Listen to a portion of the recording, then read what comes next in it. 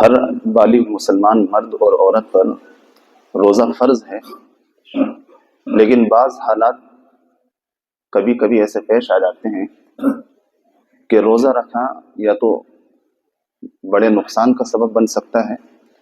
یا مرض میں اضافے کا سبب بن سکتا ہے۔ تو ایسے عذر کی صورت میں شریعت نے اجازت دی ہے کہ فی الحال روزے نہ رکھے جائیں، جب درست ہو جائے، طبیعت صحت یابی ہو جائے، تب ان روزوں کی قضا کر لی جائے۔ مثال کے طور پر کوئی شخص مریض ہے اور اس مرض میں اس کو روزہ بہت نقصان دہ ہوگا یا اس کے مرض کو بڑھانے والا ہوگا، تو اس وقت وہ روزے نہ رکھے۔ جب صحت یاب ہو جائے اور مرض میں اطمینان پیدا ہو جائے تو رمضان کے بعد ان روزوں کی قضا کر لے۔ یہ ہمارے دین کی آسانی ہے، اسی لیے نبی پاک صلی اللہ علیہ وسلم نے فرمایا الدین یسر، دین آسان ہے، زبردستی کسی پر تھوپا نہیں جا سکتا۔ جو آدمی جتنے کا مکلف ہے اتنے کام کا اس کو پابند بنایا جاتا ہے۔ کوئی شخص بوڑھا ہو اور اس بڑھاپے کی وجہ سے اسے روزہ رکھنے کی طاقت نہ ہو، تو اگر یہ مرض دائمی ہے، یعنی اب شاید پوری زندگی کبھی روزہ نہیں رکھ پائے گا، ایسے حالات ہیں، تو پھر تو اس صورت میں فدیہ دیا جاتا ہے ہر رمضان کے ہر روزے کے بدلے۔ لیکن اگر مرض دائمی نہیں ہے، کچھ بھی امید ہے اس کے درست ہونے کی، صحت یاب ہونے کی یا تندرست ہونے کی، تو پھر جتنے بھی روزوں کی قضا ہوگی رمضان کے بعد اتنے روزے اس کو رکھنے ہوں گے۔ جو آدمی 77 کلومیٹر کی دوری طے کر کے جائے اپنے وطن سے، وہ مسافر کہلاتا ہے۔ 77 کلومیٹر کی دوری ہو اور 15 دن سے کم کے قیام کا ارادہ ہو، شریعت میں وہ مسافر کہلاتا ہے۔ اور اگر 15 دن سے زیادہ کا قیام ہے تو چاہے دوری 77 کلومیٹر یا اس سے زیادہ کی ہو، اگر 15 دن سے زائد کا قیام ہے تو وہ مسافر نہیں بلکہ مقیم ہی کہلاتا ہے، اور اس پر مسافر والے احکام نہیں لگتے۔ تو اگر کوئی شرعی مسافر ہے، 77 کلومیٹر کی دوری بھی ہے، 15 دن سے کم کے قیام کا ارادہ بھی ہے، تو مسافر کو روزہ نہ رکھنے کی اجازت ہے۔ وہ روزہ چھوڑ سکتا ہے اگر اس کو مشقت نہیں ہے، پریشانی نہیں ہے، تو سفر میں بھی روزہ رکھنا بہتر ہے۔ لیکن اگر اس کو حرج ہے یا روزہ رکھنے میں کوئی الجھن ہے سفر میں، تو روزہ چھوڑ سکتا ہے اور رمضان کے بعد اس کی قضا کر سکتا ہے۔ جو آدمی روزہ رکھنے کے بعد مسافر ہوا، روزہ رکھ لیا اور اب دن کے کسی حصے میں اس نے سفر کیا، تو روزہ رکھنے کے بعد مسافر ہوا ہے اور اس سفر میں اس کو پریشانی ہو رہی ہے روزہ رکھنے کی وجہ سے، جو بھی پریشانی ہو، تو شریعت نے اس کو اختیار دیا ہے کہ یہ اپنا روزہ توڑ سکتا ہے اور پھر رمضان کے بعد اس کی قضا کر سکتا ہے۔ اس لیے سب سے بہترین حل یہ ہے کہ اگر کسی کو سفر کا ارادہ ہے تو روزے کی نیت، میں نے پہلے بھی بتایا تھا کہ روزے کی نیت نصف النہار شرعی تک کی جا سکتی ہے۔ نصف النہار شرعی یعنی ختم سحری سے لے کر کے غروب آفتاب کے بیچ کا وقت، میرے خیال سے آج 11:55 ہے یا اس سے کچھ کم ہے، تو اتنے وقت تک روزے کی نیت کی جا سکتی ہے۔ شرط یہ ہے کہ کچھ کھایا پیا نہ ہو اور کوئی بھی ایسا عمل نہ کیا ہو جو روزے کو فاسد کرتے، روزے کو توڑتے۔ تو اگر کسی کا سفر کا ارادہ ہے، وہ سحری کرے لیکن روزے کی نیت نہ کرے، روزے کی نیت کو نصف النہار شرعی تک روک کر کے چلے۔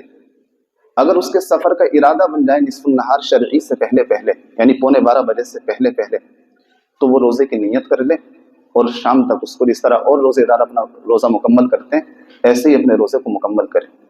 لیکن اگر اس کا سفر کا ارادہ بن گیا ہے اور روزہ نہیں رکھنا چاہتا ہے، تو نصف النہار شرعی ہو یا اس سے بعد کی بات ہو، وہ اپنا کھانا پینا جاری رکھ سکتا ہے۔ بس یہ ہے کہ روزے دار کا احترام ہو، روزے داروں کے سامنے کھانا پینا نہ ہو، شام تک وہ ایسے گزارے جیسے روزے دار اپنے وقت کو گزارتے ہیں۔ کوئی آدمی مسافر تھا اور نصف النہار شرعی سے پہلے پہلے اپنے گھر واپس آ جائے، اپنے وطن واپس آ جائے، یعنی مقیم ہو جائے، تو اس کو چاہیے کہ روزے کی نیت کرے۔ شرط وہی ہے کہ اس نے کچھ کھایا پیا نہ ہو اور کوئی بھی روزے کو توڑنے والا کام نہ کیا ہو، اگر مسافر آدمی اپنے گھر واپس آ جائے تو پھر اس کو اپنے روزے کی نیت کرنی ہے اور پھر شام تک اپنے روزے کو مکمل کرنا ہے۔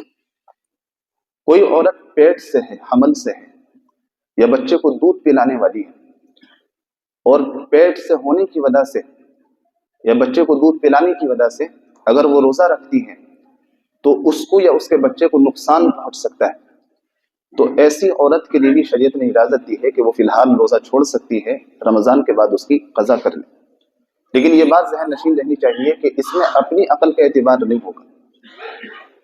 جب تک کوئی ماہر تجربے کار ڈاکٹر اس سلسلے میں کوئی رائے نہ دے دے یا خود اپنا تجربہ پرانا اس بات کا گواہ نہ بن جائے، تب تک کوئی بھی ایسا فیصلہ نہیں لیا جا سکتا، کیونکہ روزہ رکھنا فرض ہے، اور فرض چیز صرف سنی سنائی باتوں پر نہیں چھوڑی جا سکتی، غیر یقینی باتوں پر نہیں چھوڑی جا سکتی۔ اگر خود کا بھی تجربہ ہے کہ جب میں حمل سے ہوئی ہوں اور میں نے روزہ رکھا ہے، میرے لیے بچے کے لیے نقصان کا سبب بنا ہے، یا ڈاکٹر کی رائے ہے کہ روزہ رکھنے میں بچے کے لیے نقصان کی بات ہو سکتی ہے، تو ان کی بات کا تو اعتبار کیا جائے گا یا اپنے تجربے کا اعتبار کیا جائے گا۔ لیکن بس سنا ہے یا بس ایک وہم ہے تو اس وہم کا اعتبار نہیں ہوگا۔ عورت کے لیے ہر ماہ کچھ ایسے دن آتے ہیں جو عذر کے کہلاتے ہیں، جس میں وہ نماز نہیں پڑھ سکتی، روزہ نہیں رکھ سکتی، دینی کام نہیں کر سکتی، قرآن کو نہیں چھو سکتی، ذکر و اذکار کر سکتی ہے، تسبیح پڑھ سکتی ہے، لیکن قرآن وغیرہ ان سب چیزوں کے قریب نہیں جا سکتی۔ تو اگر کوئی عورت ان حالات سے گزر رہی ہو تو اس کے لیے روزہ رکھنا جائز نہیں ہے۔ یا ایسے ہی کسی عورت نے بچے کو جنا ہے تو بچے کو جننے کے بعد بھی ایک مدت تک،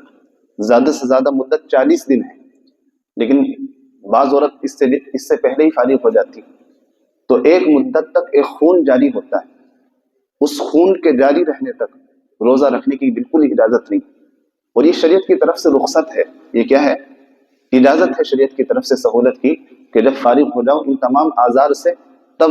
فارغ ہو کر کے ان چھٹے ہوئے روزوں کی قضا کر لیں۔ عورت روزے سے تھی